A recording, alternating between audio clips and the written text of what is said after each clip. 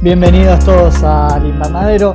En un nuevo episodio vamos a tener un capítulo muy especial, un versus. Vamos a estar enfrentando dos películas de orígenes, época y lugar muy semejantes, muy parecidos, hasta estilos también muy semejantes. En este caso vamos a estar enfrentando para ver quién va a ser el victorioso al final del episodio. Vamos a estar enfrentando a Dark Water del director Hideo Nakata contra Noroi de Koji Shiraishi. Así que bueno, acompáñennos en este episodio a ver quién va a resultar victorioso de esta contienda. Mi nombre es Jesús Allende. El mío es Alejandro Geribone. Bueno, Ale, ya hoy es nuestro primer versus. Ya hace rato que veníamos prometiendo un episodio especial de estas características, así que llegó el día nomás. Sí, llegó el día. De nuevo, nosotros tenemos un par de como lugares seguros para tirarse en paracaídas, y por ahora el J-Horror en esa hermosa época dorada de los 2000 viene funcionando muy bien. Decidimos enfrentar estas dos películas, que una es del 2005, la otra es del 2002, así que son contemporáneas. De esa hermosa época dorada que fue desde el 2000 hasta creo que el 2008 más o menos del J-Horror. Es algo que decimos siempre, nosotros hacemos una gira por todo el mundo, pero la gira asiática hay como un agujero negro que nos chupa, como una fuerza gravitacional que nos mantiene anclados hacia ese continente. Y bueno, y especialmente en Japón nos voló la cabeza Kairo cuando la vimos. Yo siento que vi bastante de horror japonés, pero ahora como que después de haberlas analizado tanto y haberlas discutido, como que estoy entendiendo por dónde vas, como que ya me cambié el chip al momento de ver una película. Sé que si es de J-Horror tengo que verlo con otra mirada porque se me van a perder un montón de cosas. Así que estas dos que vi hoy las disfruté mucho por eso, porque sentí que cambié algo en mi cabeza que me hizo encontrarle un montón de cosas buenísimas.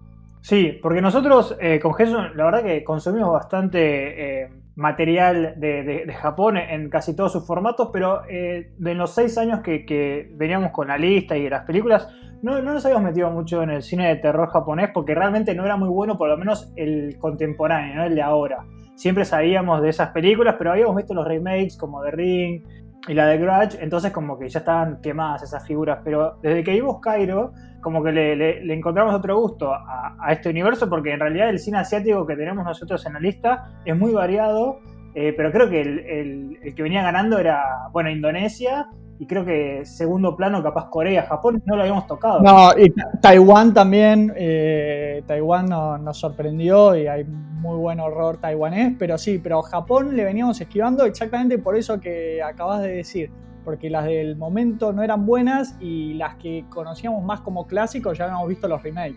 Sí, habíamos visto los remakes y la verdad que como que, no sé, teníamos un poco de prejuicio para entrar, es como que ya conocíamos la historia, pero Kairo nos abrió la puerta, ¿no? Nos dijo, por lo menos confíen en esta época. Yo creo que realmente la única película, y no es tan de este estilo, pero sí de esta época, es la adaptación del manga de Battle Royale, que también es de los 2000, y esa sí la hemos visto cuando éramos chicos, pero después no se me ocurre ninguna muy presente o de los hits, ¿no? Como estas. Así que bueno, tenemos estas dos para enfrentar. Vamos a hacer medio un ping pong entre una y otra. Le sentí cosas muy similares, pero bueno, pero parten distintas. Tenemos un found footage y después otra película que sería un clásico de maldición, ¿no? Sí, tenemos dos películas de nuevo similares y distintas en determinados aspectos. Dark Water capaz más encasillada en una historia de fantasmas más clásica, más de J-Horror, y Noroi un mockumentary y un fan footage. Después analizamos bien las finas líneas, un poquito distinto, ¿no?, a lo que se venía viendo, pero que tocan vibras en común y que tienen mucho en cuenta el hecho de ser japonesa, ¿no? Hay como una identidad japonesa muy presente en las dos. Se le siente mucho como, bueno, lo que estamos acostumbrados. Yo creo que en el momento que hice ese clic del que venía hablando hace un poco, decir, bueno, sé que tengo que encarar estas películas con otra mirada, fue cuando analizamos Ju-On, que bueno, me dio esos 6 episodios de la serie de Netflix, me dieron toda la atmósfera y el tono que sé que voy a encontrar en estas películas. Tenemos Acá dos casos muy distintos. Nosotros hablamos siempre de lo que es quizá el folclore o todo el misticismo que está detrás de todo el mundo espiritual de Japón, pero tenemos Darkwater, donde tendríamos el clásico Onryo versus un demonio en sí, que es lo que vemos en Noroi. Y no solo eso, sino que algo más interesante, y ahora cuando empecemos ya a analizar, por lo menos con los primas, donde vamos a ir comparando a estas películas, que Noroi tiene la particularidad que crea su propia mitología, no es nada real entre comillas, ¿no? Si bien Darkwater está apalancado en algún tipo de fantasma clásico, yo no sé si sería un Onryo, después lo podemos analizar, porque no le noto tanto el carácter vengativo que es particular. Bueno, para eso va a estar todo el episodio que vamos a discutir, pero bueno, claro, sí es una característica muy importante de los Onryo que tengan ese espíritu de venganza contra las víctimas. Pero básicamente, solo para resumir, y ahora nos vamos a meter con los criterios, uno es una historia más clásica de fantasmas, ponerle la etiqueta que quieras, Onryo, Yurei, lo que sea, y la otra es más un mockumentary con una mitología propia que se crea, que también está apalancada en un folclore japonés, que va a tratar de un posible, un demonio, pero con un nombre propio. O sea, si vos lo buscas, es solo de Noroi, no hay nada atrás.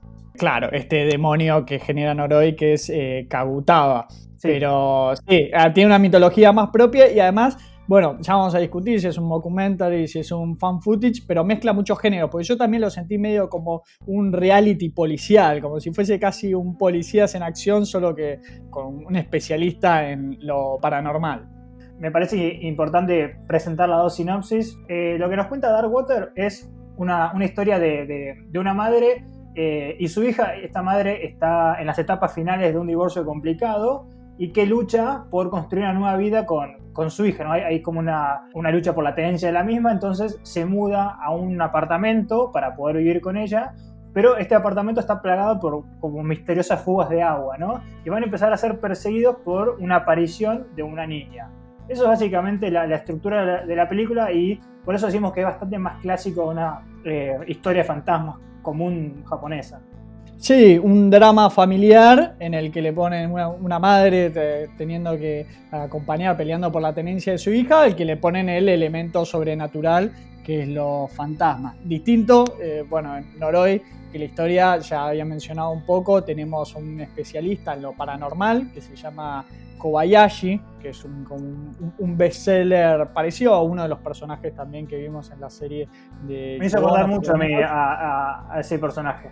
Es muy, muy parecido. También en este caso creo que él va un poco más allá, como que se mete mucho en sus investigaciones y el hecho de querer dejarlo todo documentado.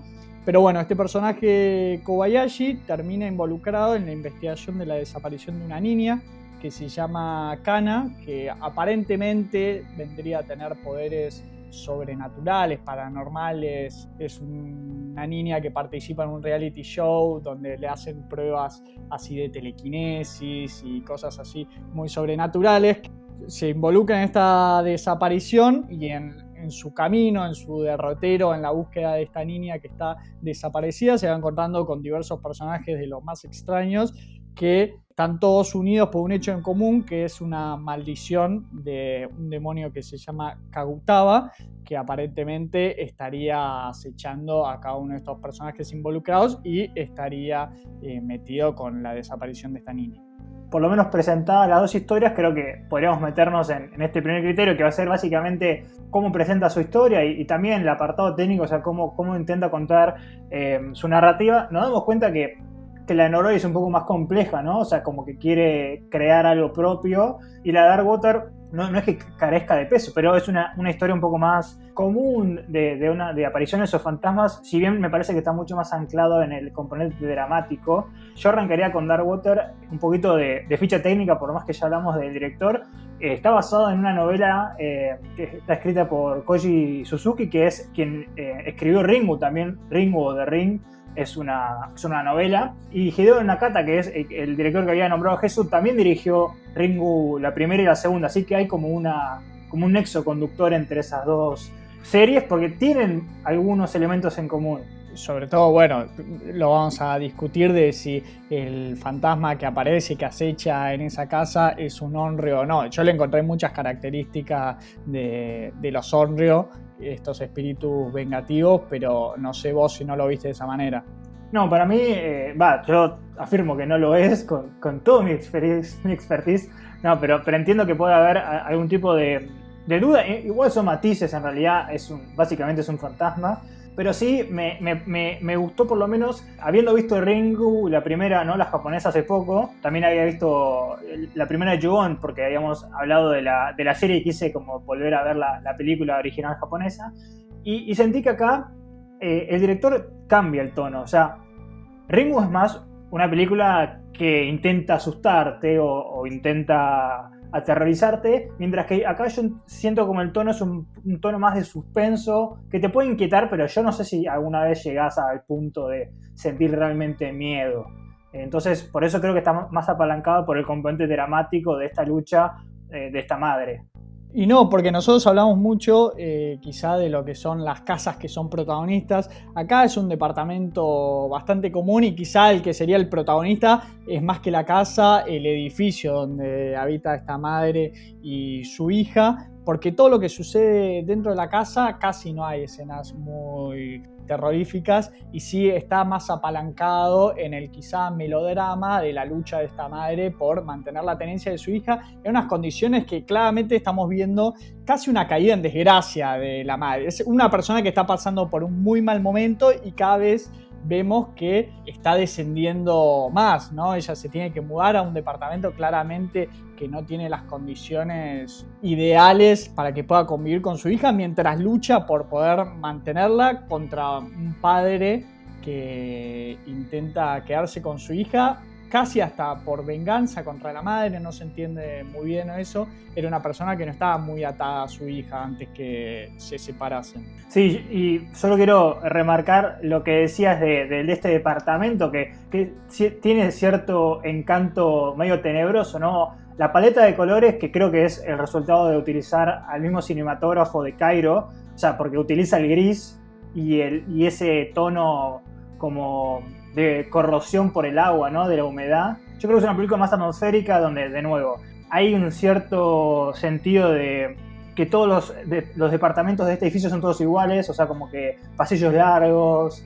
Entonces, para mí es como el sentimiento de abandono, ¿no? El subtexto, que por momentos es bastante directo, del abandono y de, no sé, por ejemplo, el sentimiento de la maternidad y de no querer cometer los mismos errores o pecados de nuestros padres, porque lo que nos cuentan al principio es que Yoshimichi, que es esta madre, fue abandonada o tuvo, si querés, una niñez complicada y como que quiere desvivirse para que Ikuko, que es su hija, no tenga ese mismo destino.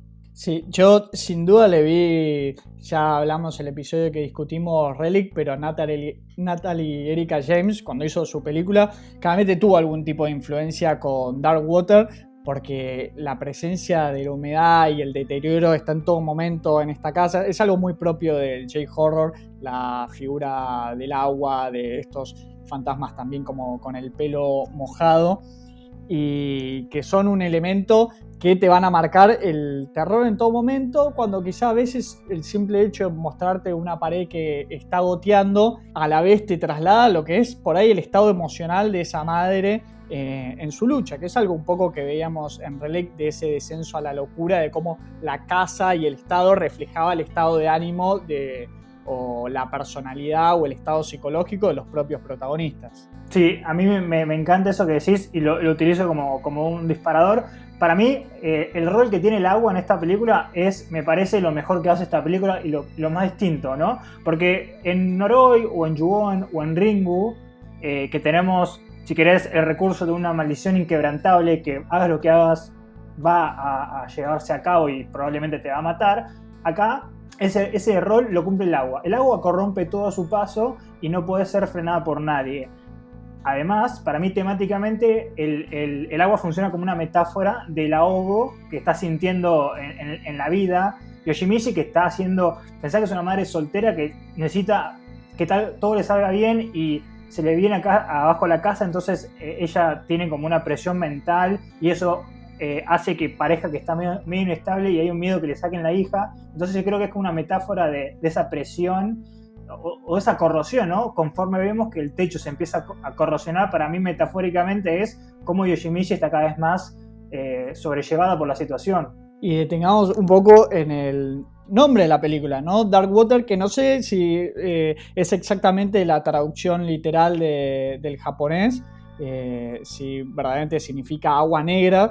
Sí, yo por lo que busqué significaba eso. Perfecto, entonces detengamos un segundo en todo lo que eso significa y cómo se lo muestra muy bien esta película, ¿no? Lo que es el agua residual, el agua cloacal, lo que son las aguas servidas, los desperdicios, que es un poco como se siente esta madre, ¿no? Que es un residuo quizá de la sociedad, también con esas inseguridades de que sea tomada por loca y que eso desencadene en la pérdida de su hija. Entonces el agua tiene un protagonismo esencial para mostrarte todo esto, verdaderamente cómo esa persona está descendiendo hasta ser un desecho completamente. Sí, no solo rol fundamental, sino constante, porque hay como dos elementos paralelos del agua. Primero tenemos la lluvia constante, que es, según mi parecer, un recordatorio permanente que tiene Yoshimichi de su infancia. Nosotros tenemos cada tanto algunos flashbacks a la vida de Yoshimichi, que es la madre de Ikuko,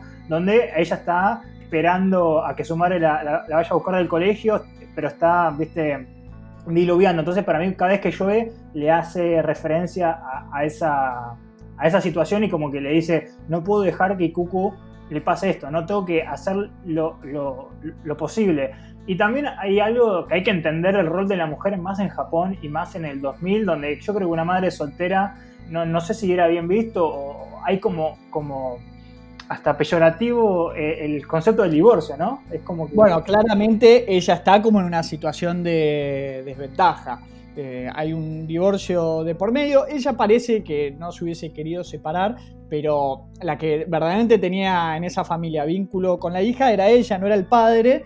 Pero por un poco esto de lo que estabas mencionando, ¿no? Del tema de quizá más tradicional y el rol del hombre en la sociedad japonesa, es como que él era el único que podía quedarse a cargo de esta hija porque la podía, ¿cómo es esto?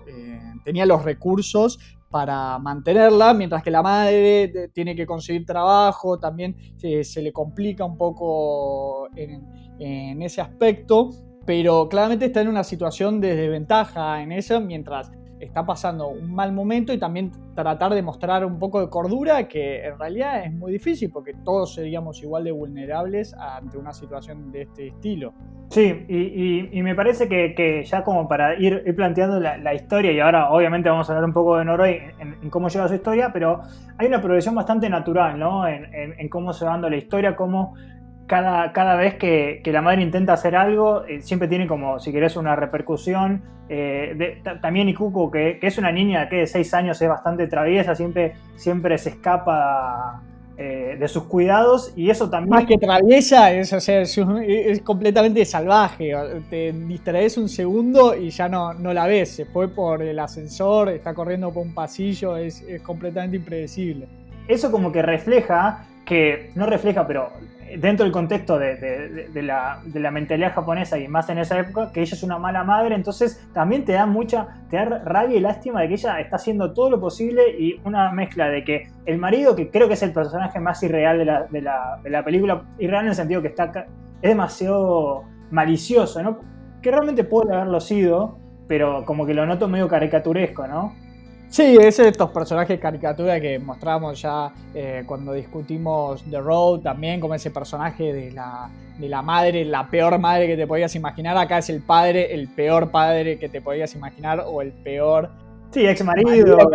Claro, ex marido que te puedes imaginar, pero bueno, también yo creo que hacia la trama, tiene pocos minutos en pantalla y es como que necesitan darte un norte de más o menos cuál es la situación, en vez de ahondar tanto en la personalidad de ese personaje, que no va por ahí la historia. No, yo comparto, y la verdad que todos los personajes son muy reales, las actuaciones son muy buenas, y por eso te digo que está mucho más anclado en el carácter dramático y en esta lucha constante por salir adelante, ¿no? Yo creo que después, cuando nos metamos con el componente sobrenatural, que yo creo lo quiero dejar un rato para el siguiente criterio, que es el criterio del folclore, para empezar a hablar un poco de la historia de Noroi y ahí ya empezar a comparar cómo la lleva cada uno. Bueno, y del otro lado en Noroi, a diferencia de en Darkwater, que teníamos estos personajes que los que más exploran es la madre y la hija, y los demás son quizá más como elementos de la escenografía que cumplen un rol por ahí muy específico, pero después salen. En Noroi tenemos toda una paleta de personajes, eso me pareció muy divertido. Hay unos que me gustaron más, otros que quizá me irritaron, pero tenés más variedad, desde, bueno, el especialista en lo paranormal, esta niña desaparecida, que bueno, que vendría a tener poderes telequinéticos, hay una mujer muy extraña, que bueno, que tiene un vínculo con este demonio que hablamos, Kagutaba, perdón. Después otro personaje que es un demente que está todo vestido con aluminio. Bueno, tenemos como para elegir. Sí, hay muchos personajes y también yo creo que esto es para reforzar la idea del falso documental como documentary. Yo no tengo la información, pero me resulta extraño que esta película no haya agarrado el coletazo de Blair Witch, porque pensé que Blair Witch, que fue en el 2000 o en el 99, y engendró esto del falso documental. Es una mezcla de falso documental y fan footage. Yo diría que es más documentary por una cuestión de que no es tanto cámara en mano. Literalmente hay un camarógrafo que está siguiendo a Kobayashi. Kobayashi está filmando el documental que se llama Noroi, que obviamente es la película que vamos a ver, ¿no? Siempre es la forma de justificar el metraje que se encuentra. Claro, eso es lo que le da realismo. No sé si es que agarró el coletazo de Blair Witch, porque ya después hicieron ahí fue como el boom del fan footage, pero sí tuvo también una estrategia comercial bastante parecida, también porque a lo largo de toda la película nosotros vemos como estos extractos o videos que va consiguiendo Kobayashi, que vendrían a ser como cintas reales, entre comillas. Y cuando se estuvo produciendo esta película, todo ese material anduvo circulando, el director lo hizo circular como para ir generando una atmósfera de realismo que, bueno, después obviamente derivó en esta película, pero sí lo estuvo repartiendo como para que la gente creyera que lo que estaba viendo era real, pero después son esos pequeños footage o esas pequeñas escenas que vemos dentro de la película que el protagonista lo ve en una videocasetera o a través de la cámara de video. Sí, además yo creo que algo que le pudo haber jugado a favor y medio como que la puso en el pedestal de una película de culto es que esta película no se licenció nunca para afuera de Japón. Llegó obviamente a Occidente de manera ilegal con los torrent o con, no sé, unos VHS pirata, pero nunca hubo una edición real. Entonces yo creo que también eso le dio como un componente más críptico y algo que me parece que lo hace muy bien esta película es anclar el realismo de que por momentos crees que estás viendo un documental real, ponen mucho énfasis en mostrarte lo que llama en inglés el B-roll, ¿no? Como la parte cruda, ves en momentos que ellos están analizando extractos de audios y a partir de eso sacan pistas o extractos de videos y a partir de eso también incluyen pistas, que me parece que es como el punto más a favor que tiene la película para construir un universo propio. Sí, yo lo que tengo entendido es que creo que quebró la productora y por eso no se pudo promocionar afuera, más allá de estas pequeñas estrategias de marketing que comenté un poco. Creo que es una película que también hay que analizarla en el momento, ya con los ojos del 2020, ya después de haber visto tanto fan footage. Hay cosas que quizá te irritan o te molestan, pero pensando en su momento, yo creo que es muy original. Es una película bastante larga para este tipo de películas que generalmente no suelen pasar la hora y media, pero porque no hay mucho. Esta dura bastante, pero porque está bien seccionada. Estamos viviendo casi el minuto a minuto de una investigación en vivo, prácticamente. O eso es lo que intenta transmitirle, que yo lo sentí. Bueno, sí, es verdad que es una... No solo es una película larga, así, en tiempo, dura casi 2 horas. Creo que la primera mitad de la película es más de misterio y que está empezando a generar pistas. Creo que logra hacer eso y no ser una película fan footage que usualmente no puede mantener la atención. Pensar que el fan footage está mucho en en la escena del crimen, ¿no? En la casa embrujada. Acá, para mí, el hecho de primero que tener un camarógrafo atrás, que puedan, hay tomas en el medio que no son fan footage, porque digo, están sentados en una casa haciendo el análisis con el especialista del audio, entonces los primeros 40 minutos hay una minuciosidad bastante importante que también yo creo que puede ser ambivalente de gente que la siente lenta, que no me parecería raro que la sientan así, pero tenemos 4, creo que grandes historias separadas, como si fuesen 4 misterios, que cada vez se van a empezar a entretejer. La primera, como dijimos, al principio era la desaparición de Kana, que es la chica aparentemente psíquica. Después tenemos como un acontecimiento con una actriz que me parece se llama Marika, y después otras desapariciones y suicidios en masa, pero todo eso empieza a converger y creo que ahí es donde brilla la película para desarrollar ese misterio. Sí, porque lo va conectando. Al principio como que crees que te está mostrando distintas cosas así... Sí, aisladas. Claro, aisladas, tratando de asustarte. Un montón de, como, no sería un documentary, pero como escenas de programas de televisión japoneses. Está bueno un poco también para ver esa parte de la cultura. Un montón de, ya hablamos del reality show como de los niños paranormales que los someten a unas pruebas rarísimas para ver si pueden leer la mente o pueden mover cosas. Y después otras especies de talk shows sobre fantasmas donde analizan distintos fan footage de a ver si se ve algún espíritu o algo, y vos decís ¿por qué me está mostrando todo esto? Pero bueno, porque cada uno de estos personajes está vinculado con esta entidad maligna que vendría a ser el gran antagonista de la película. Sí, porque creo que inclusive hasta, no sé el número exacto, pero 40-50 minutos, el nombre Kabutaba, que va a ser el nexo conector, no lo tenemos, y de hecho ese es la cuarta historia, porque empezamos a ver cómo, por ejemplo, Kana, que es esta chica, después de que tuvo esta aparición televisiva que ella dibuja como un rostro, que no sé si a vos te pareció, pero a mí me dio mucha vibra a una versión más creepy de los espíritus de Mononoke. ¿Te acuerdas los espíritus? Sí, lo mismo, tuve los Kodama, claro. Los espíritus del bosque, los que cuidan. Claro, yo me estaba esperando quizá algo así más benevolente, más amables, pero no, eran como los de la película de Miyazaki, pero no, era un ser completamente terrible. Bueno, ella dibuja esto mientras le hacen una de las pruebas, que las pruebas ella estaba exponiendo niveles de no sé, telequinesis o psíquico, o sea, materializó agua, o sea, era para mandarlas a los X-Men. Y después, bueno, dibuja este dibujo, y desde ese momento que ella tiene un cambio en actitud, creo que a los 2 días o los 3 días desaparece, entonces se empiezan a encajar todas esas piezas, ¿no? Que parecen inconexas. Esta chica Marika, que en un momento está en un show de televisión que me hizo acordar mucho, nosotros no los vemos, pero creo que en Estados Unidos son conocidos esos shows como cazadores de fantasmas, ¿viste? Que son medio truchos. Sí, típicos que ves en Discovery Channel, ese tipo de mucha cámara infrarroja en el bosque. Sí, medidores. Donde todo el episodio se resume a que aparece una manchita en el fondo de la filmación que hicieron. Pero bueno, toma un poco esa esencia. No, es que toma esa esencia, y creo que lo importante, me parece que más o menos toda la película dentro de la narrativa son 2 años, desde el 2002 hasta el 2004, que sigue esta investigación. De nuevo, Kobayashi está muy involucrado con estas 4 historias, que serían la desaparición de Kana, esta chica Marika, que era una actriz en este show de fantasmas, que en un momento como que colapsa porque empieza a escuchar voces. Ella dice que tiene un sexto sentido.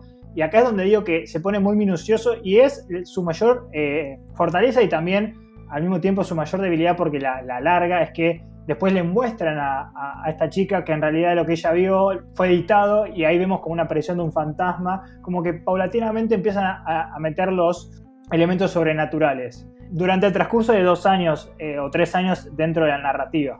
A diferencia de otro tipo de película de fan footage, y esta creo que acompaña mucho el tema de que sea tan extensa y que dure casi 2 horas, donde hay poca acción, entonces por ahí es más pausada para verla, pero te permite comprometerte con los personajes, porque uno se va metiendo en la historia, sobre todo Kobayashi, que lo ves, que además de investigar estas cosas que son todas muy extrañas, verdaderamente está muy conectado con todos los otros protagonistas. De hecho, esta chica que dijiste, ¿cómo se llamaba? Marika Matsumoto, es una actriz.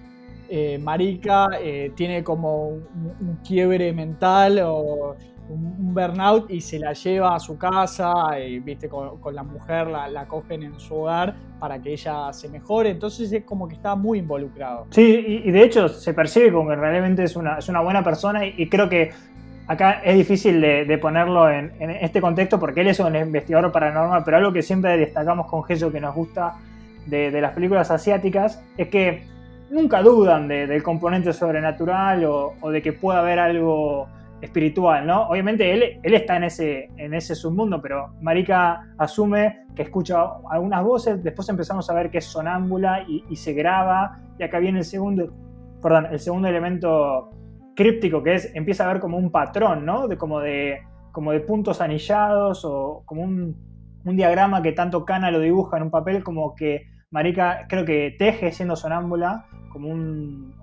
como círculos anillados, y que al principio no entendés bien qué quiere decir, y todo va a tener como un nombre y un contexto ya cuando sepamos, ya en la segunda mitad de la película, el nombre Kabutaba, el ritual y todo ese contexto. Bueno, es justamente que por eso el suspenso se construye muy lento, porque es como que va un increciendo. Estos talismanes que están hablando, lo ves la primera vez en un dibujo, que no te dice mucho, después ya lo ves en estas figuras que hace la mujer estando sonámbula, y después ya para un clímax, cuando volvés a ver esto, sabés que algo va a pasar. Pero eso es toda una construcción que lleva varios minutos de la película, que hasta que te pueda generar algo, ver esos especies de talismanes que son como unos nudos, cordones atados de una forma bastante... Sí, particular. Sí, como enigmática. Sí, porque creo que lo primero que tenés, o sea, Noroi en japonés literalmente quiere decir maldición, ¿no? Entonces vos ya sabés más o menos que una maldición va a tener algún tipo de predominancia en la trama. Y lo que sí te genera misterios, por ejemplo, en el 2002, la primera entrevista que tiene Kobayashi es con una mujer y su hija que escuchan un elemento conductor en varias de las historias, que es el sonido de bebés llorando. Entonces, creo que lo escuchan de la vecina, que es este personaje que Jesús había nombrado, que era como una chica un poco, parece con un tipo de enfermedad o trastorno mental, pero que dicen, una vez que van a entrevistar a esta mujer que tiene un tipo de trastorno, que rápidamente los saca, no quiere conversar, y te ponen un graph, al día siguiente la mujer con la que se entrevistó murió, y ahí es cuando empezás a tener el elemento de la maldición, porque empiezan a haber como accidentes con muchas comillas o desapariciones que parecen estar conectadas.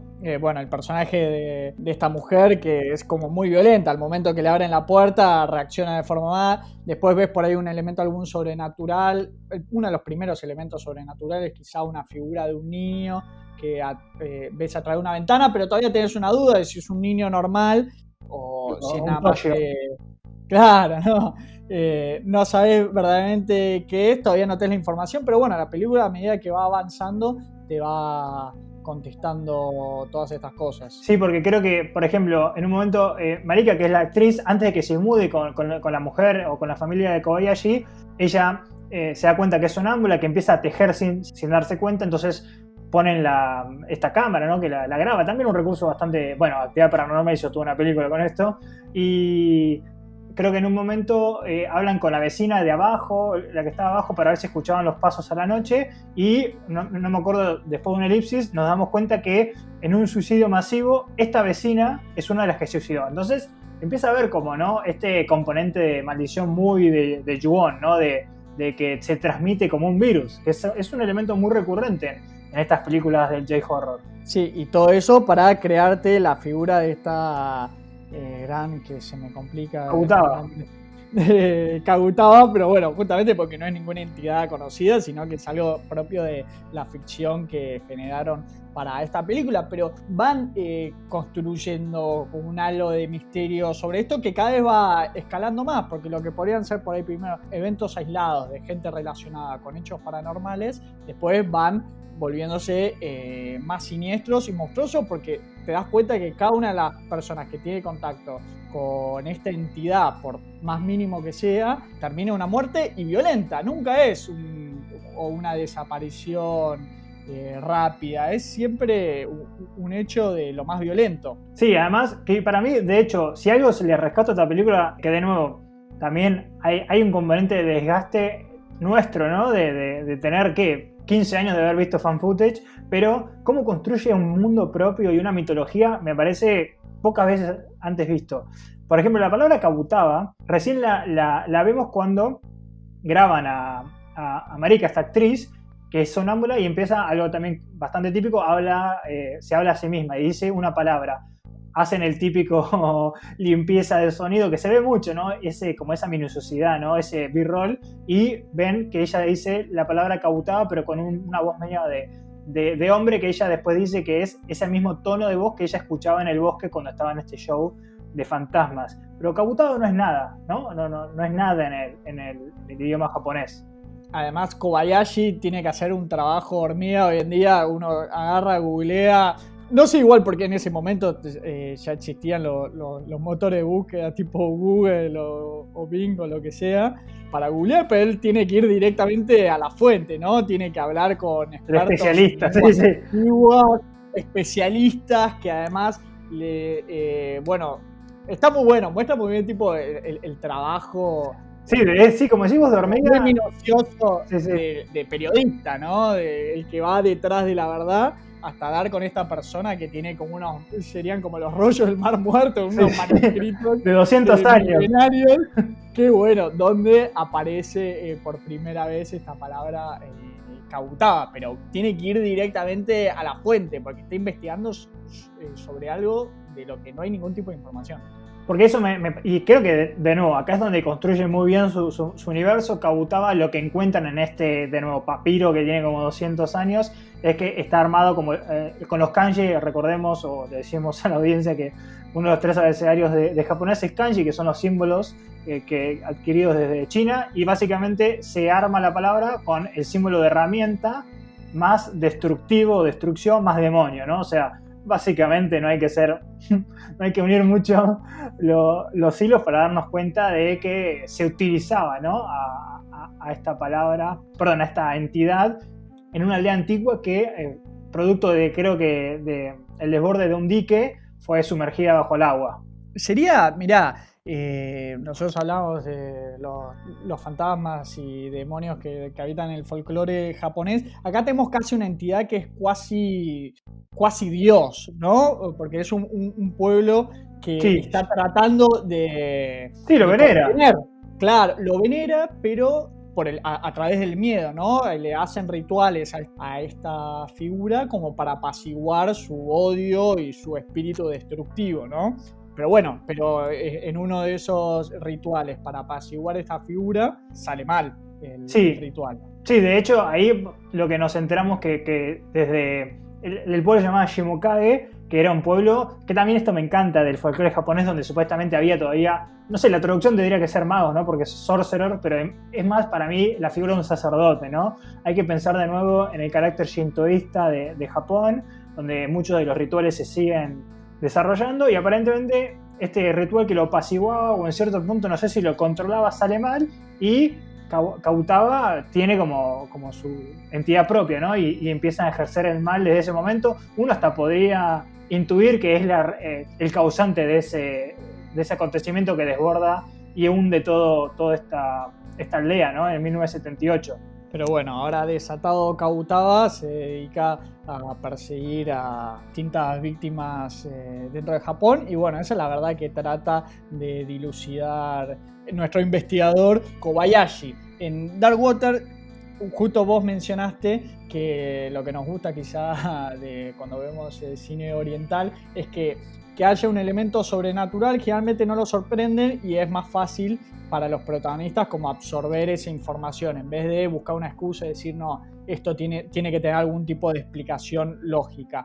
En Darkwater le amaga un poco a eso, es como que el elemento sobrenatural está a través de este fantasma que habita el edificio donde se muda la madre y la hija, pero dentro de todo esto que hablamos, que ella estaba en desventaja en su situación con el marido y cómo es menospreciada, no le creen de entrada, ¿no? De que estaba viviendo un elemento sobrenatural. Sí, yo acá igual haría una salvedad que me parece bastante importante.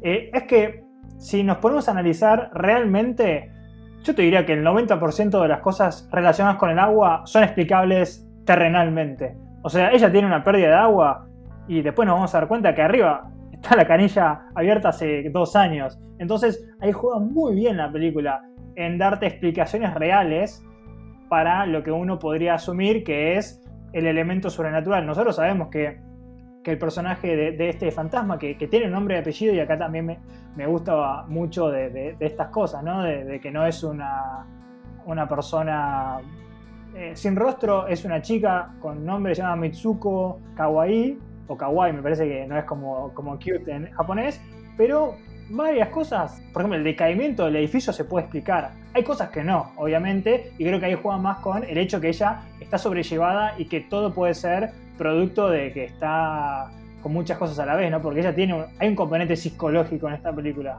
Bueno, es importantísimo el componente psicológico, pero a diferencia del caso de Kobayashi, que va detrás de la verdad, como buscando el elemento sobrenatural, yo creo que la historia de la madre en Darkwater va detrás de la verdad como para probar su cordura, ¿no? Como sí. Es como busca pruebas que demuestre de que ella está en su sano juicio, de que si hay algo sobrenatural no tiene nada que ver con ella, y si no lo hay, bueno, encontrarle un poco a explicación y cerrar ese círculo. Antes, bueno, íbamos a discutir si es un Onryo o no. Yo sí le encontré muchas características del Onryo al espíritu de esta niña Mitsuko Kawaii. Al principio no, es como que no se involucra tanto con los personajes, pero ya a medida que avanza para el final, sí le sentí una vibra muy maligna. Sí, es posible. Pasa que de nuevo acá hay que asumir de que el Onryo, ¿no? Es una figura del folclore japonés, es un fantasma de una mujer que fue asesinada brutalmente y que su única pero su única razón de ser en el terreno terrenal, perdón, es perpetuar la violencia, ¿no? Eso lo vemos en las figuras como Sadako o Kayako, tanto en The Ring como en The Grudge. Acá, al principio, es un fantasma que no tiene mucha interacción maligna. Y algo, de nuevo, quiero reiterar el comentario que hice antes, que me parece muy inteligente la película, es el típico elemento recurrente de algo que aparece y desaparece, viste, por sus propios medios, como podría ser la misma muñeca de Annabelle. Acá es una mochila que para mí es Hello Kitty, pero que no quisieron pagar los derechos, porque es igual. También uno puede pensar y racionalizar que es el marido tratando de volverla loca, porque creo que inclusive es un punto narrativo que le dice, vos la pones en la casa, en la mochila de Ikuko, lo que sea.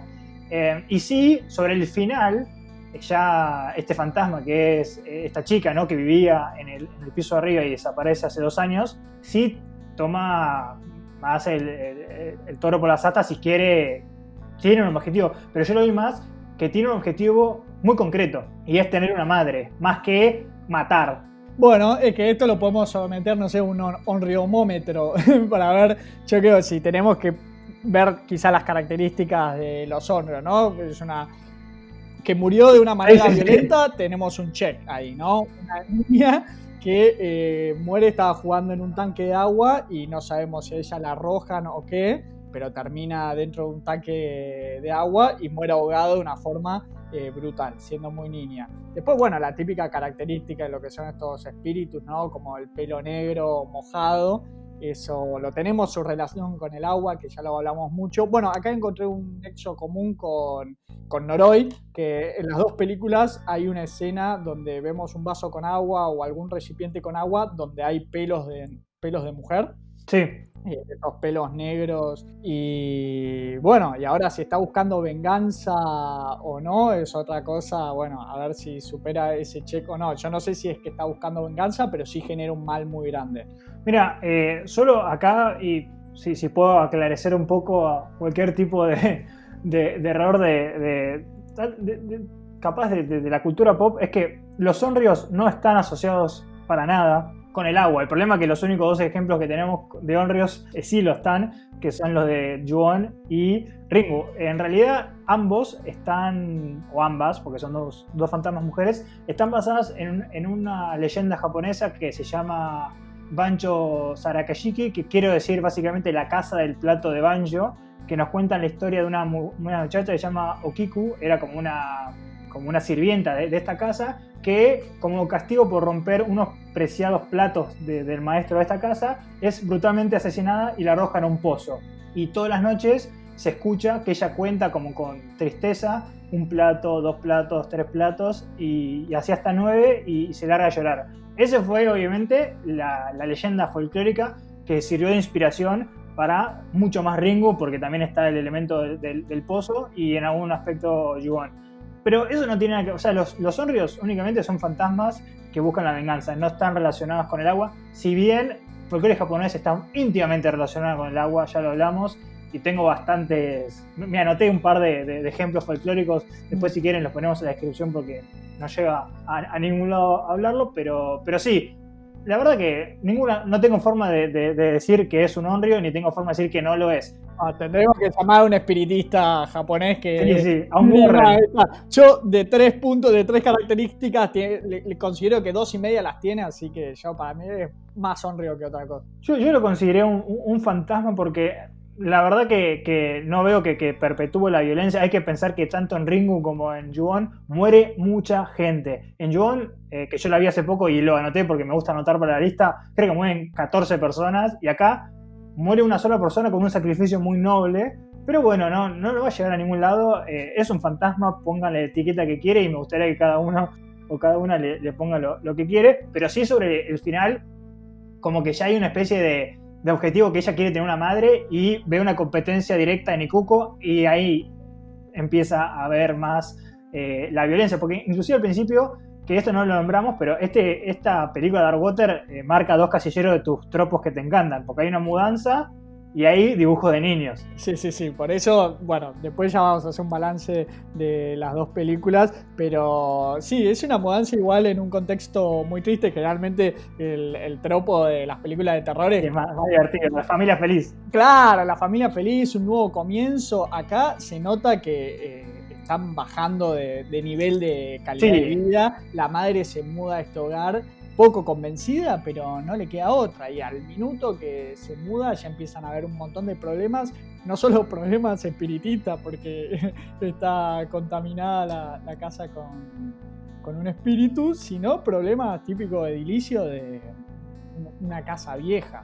Una casa vieja, y hay un nivel de desgano que también yo creo que es una representación de cómo se veía a la mujer en ese momento, porque tenemos, o sea, cuando nos damos cuenta que ella sube al piso 405, que es el que está arriba de donde ellos viven, vemos que acá de nuevo, no sabemos si es sobrenatural o no, pero la canilla estuvo abierta aparentemente hace 2 años, nadie movió un dedo, o sea, nunca te queda claro cuánta gente vive, si vive gente. A mí me acuerda mucho a esos edificios de Cairo, ¿no? Como industriales abandonados. Entonces te juega con esa duda. Yo le sentí esa misma vibra a Cairo, de donde decís, bueno, Japón, un país densamente poblado que tiene un montón de problemas, pero sentís la ciudad en todo momento vacía, ¿no? Donde ese mismo edificio donde se muda, que ves que tiene un montón de departamentos, pero son muy pocas las personas que ves ahí. Bueno, tenemos hasta uno de los últimos planos, que es el edificio completamente vacío, así que le encontré mucho el nexo con esa peli que tanto nos gustó. Sí, además, de nuevo, otro de esos, no tropos, pero las reglas que siempre nos gusta remarcar. Creo que antes de hablar con el de la inmobiliaria, escucho una familia que dice como que es una ganga, pero, y se va, ¿no? Porque claramente algo le hizo ruido. Yo creo que, de nuevo, contextualizar y siempre reiterar que en 1990 hubo un estallido económico, ¿no? La famosa burbuja japonesa. Entonces, y acá también es narrativamente lo que impulsa a muchas mujeres, inclusive las madres, a incorporarse al mercado laboral. Esto es lo que ocurrió, y yo creo que es como temáticamente lo que quiere demostrar, más allá del divorcio, ¿no? Y para mí la caída económica, porque no nos explican, pero al marido o al ex marido lo ves, ¿no? Con un buen porte, como bien vestido, se nota eso implícitamente. Pero bueno, la parte folclórica de Dark Water me parece muy buena porque se aleja un poco, ¿no? de la honra, por lo menos típica. Y si querés, el agua... Bueno, para eso, vamos a quedarnos en el medio. ¿Será un onryo con matices o un fantasma onryoístico? Sí, pero digo, si te pones a pensar, la chica, ¿no? La típica fantasma chica, en realidad parece mucho más el agua que la chica. Y a mí me parece que es muy inteligente, ¿no? Para presentar el rol del agua, que de nuevo, sin entrar en todos los monstruos, o hay mucho folclore japonés con el agua, usualmente en muchos lados, pero específicamente en Japón, el agua tiene un carácter de presencia de limpieza, ¿no? Se utiliza mucho como símbolo de renacimiento y renovación, en los rituales ni hablar, y acá justamente el concepto de agua oscura o agua corrompida es lo que mejor le sale, ¿no? Es el mejor elemento que tiene. Sí, bueno, y esto de lo que hablabas del agua, que también es muy anticipatorio de lo que es la trama. Pero bueno, son dos películas claramente de muy bajo presupuesto y con los recursos que tiene lo maneja muy bien. Creo que cumple nuestra premisa siempre de menos es más. Acá cuando muestran poco, tanto en Noroi como en Dark Water, pero cuando eligen mostrar son verdaderamente terroríficas, porque no tenés esos primeros planos ya más caricaturescos o que parecen casi de parodia o un CGI barato, sino que están muy bien tratados al momento que verdaderamente deciden mostrar. Ya avanzando un poco sobre la trama de Noroi, bueno, ya tenemos el demonio completamente desatado. Nuestro personaje Kobayashi ya cada vez más avanzado en su investigación y tratando de romper este ritual en, bueno, lo que es el clímax, que creo que es de lo mejor de la película, o por lo menos con lo que yo más me quedo de Noroi. Hay dos escenas para mí que están las dos en el final en Noroi. Una es cuando ya quieren tratar de parar, ¿no? La maldición, algo que suele pasar en estas películas, porque algo que no nombramos, pero que hay como un elemento que te indica que vas a ser como el próximo a morir. En vez de ser los 7 días, acá son las palomas. Cuando se empiezan a morir palomas, es que sos el siguiente. Entonces ya saben que Marika puede ser la siguiente y van a donde estaba Shimokage, ¿no? Esta aldea que obviamente ahora hay un lago.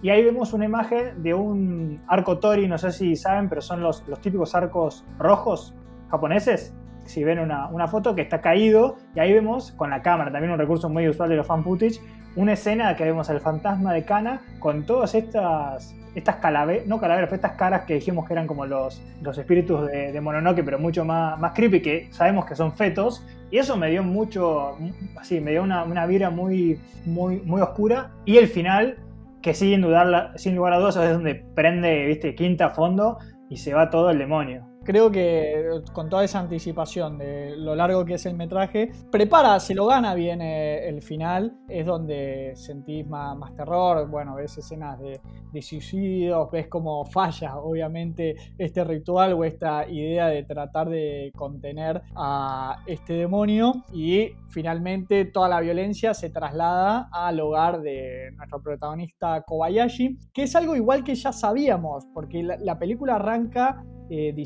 anticipándonos que Kobayashi muere y que muere en un incendio. En realidad, Kobayashi no se lo encuentra y la madre y la mujer muere. Claro, al principio de la película tenemos una escena donde te muestran el hogar incendiado de Kobayashi, dicen que está desaparecido, pero uno puede creer que nadie pudo sobrevivir de eso. Entonces nosotros nos pasamos toda la película tratando de cerrar este enigma de a ver qué pasó. Una vez que sucede, vuelve a ser terrorífico, por más de que uno sabe cómo va a terminar. Sí, yo acá haría dos asteriscos. El primero es, todo película fan footage arranca ya sabiendo, porque obviamente de alguna manera llega, ¿no? el metraje encontrado o el mockumentary.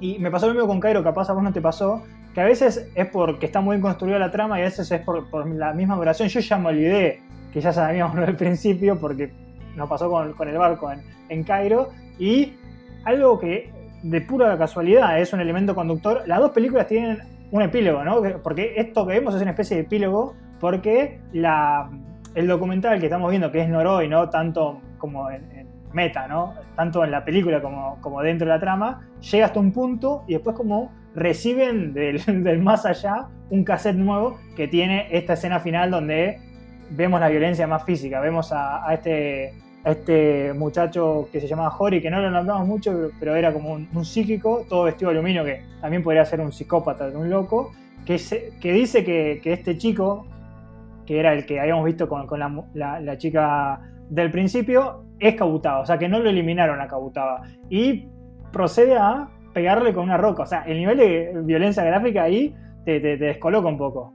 Sí, no sabemos si es que está poseído o si verdaderamente en su locura es el único cuerdo que intenta terminar con la maldición de cualquier manera, aún en la escena gráfica de violencia contra un niño, pero bueno, le termina dando el tiempo la razón y ese niño es la reencarnación de Kabutowa y bueno, todo eso deriva en el incendio de... Sí, como que induce a que la mujer de Kobayashi se prenda fuego, vemos cómo se tira gasolina a ella misma y se prende fuego y a Kobayashi lo noquean o lo matan con la roca y ahí corta la película, muy fan footage, ¿no? Sí, y no olvidemos, ¿no?, que Kobayashi, como buen periodista, no dejó de registrar nunca nada en esa última escena donde se está desatando la violencia en la que, bueno, contra su familia, en su propio hogar, él en ningún momento suelta la cámara como para que nosotros podamos después tener registro de todo lo que sucedió. Bueno, a mí lo que me pasa con las películas de fan footage que siempre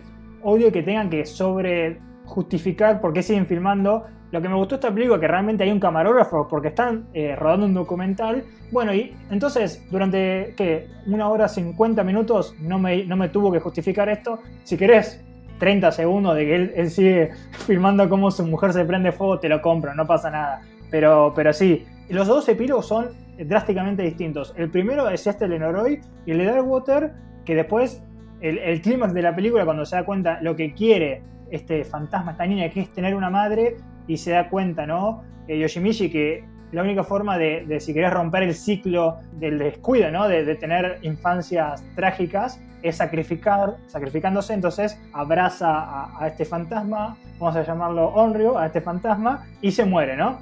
Y como que en el nuevo plano va a ser su madre por siempre. Y tenemos el epílogo 10 años después, que no era necesario, me parece. No sé ahí qué opinás. No restó, pero no era necesario. A mí me gustó, es un final emotivo, por eso... No, es emotivo, sí, sin duda. Un poco el balance de las dos películas. Me metí mucho con la historia de Darkwater porque me pareció que tuvo mucho subtexto y bien construido, y realmente me importaba lo que le podían suceder a los protagonistas, y este final fue hasta casi un broche de oro. Lo necesité, ese epílogo donde te queda un sabor, es como agridulce, entre que hay un reencuentro entre madre e hija después de muchos años, pero bueno, que están en dos planos distintos, uno en el plano terrenal y el otro espiritual, y donde queda la duda de si, bueno, si esta madre está rehén de un espíritu o bueno, elige estar donde, o si encontró la paz, pero no te lo responde la película. Y bueno, todas esas preguntas que me quedaron me hacen que elija Darkwater por encima de Noroi, pero no sé cuál es tu balance sobre las películas que estuvimos viendo. Mira, a mí las dos me encantaron por razones distintas. Yo creo que también el final de Darkwater es muy emotivo y toca una frase, una cita que no me la acuerdo literal, pero que es algo así como que ella le dice cuando Ikuko todavía tenía 6 años, es: mientras mamá esté con vos nada te va a pasar. Y como que por más que ya sabemos que ella se sacrificaba para protegerla, acá queda muy evidente, y más importante, que Ikuko sepa con 15 años, porque capaz ella ya había borrado ese recuerdo, que su madre se sacrificó para que ella tenga una vida feliz, lo cual me parece una rotura del típico final del J-Horror, que ya lo hablamos muchas veces de la narrativa, que las películas en el J-Horror o en la narrativa japonesa terminan así, ¿viste? No hay una resolución. Entonces ahí me parece que hay una resolución muy linda y con un final feliz, por lo menos para Ikuko. Yo voy a elegir, y casi va a parecer así que cada uno elige una distinta, pero a mí me gustó Noroi, el nivel de construcción de universo que tiene.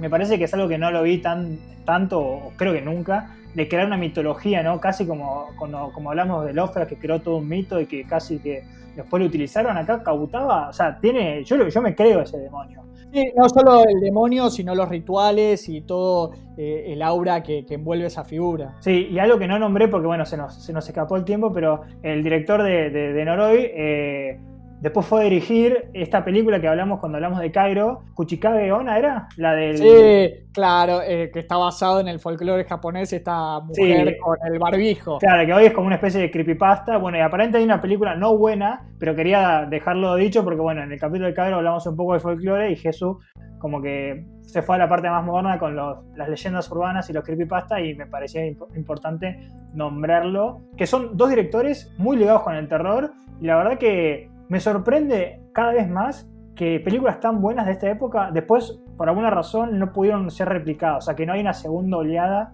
del J-Horror. No lo entiendo todavía. Será parte de una maldición, la misma maldición que aqueja a los pobres directores del extremismo francés, que tienen como estos One Hit Wonders. Habrá una razón detrás de eso. Además en la misma época, esto es lo más gracioso. Y todo, bueno, será, qué sé yo, una energía que surcaba ahí a principios del siglo XXI, porque bueno, se repitió tanto en Francia como en Japón. Me encantaron las dos, pero bueno, por todo esto que se notó, creo, en estas discusiones, que a vos te gustó más Noroi, a mí me gustó más Darkwater, pero porque tengo que elegir, la verdad que sí, yo también. Son muy buenas de esa época. Sí, a mí de nuevo me encantaron las dos, y si no fuese porque tenemos que elegir porque es un versus para esto, pondrían las dos. De hecho, las dos las puntué muy bien en mi Letterboxd, pero de nuevo hay como una creatividad y de nuevo una identidad muy japonesa que me parece muy lindo para que todos y todas podamos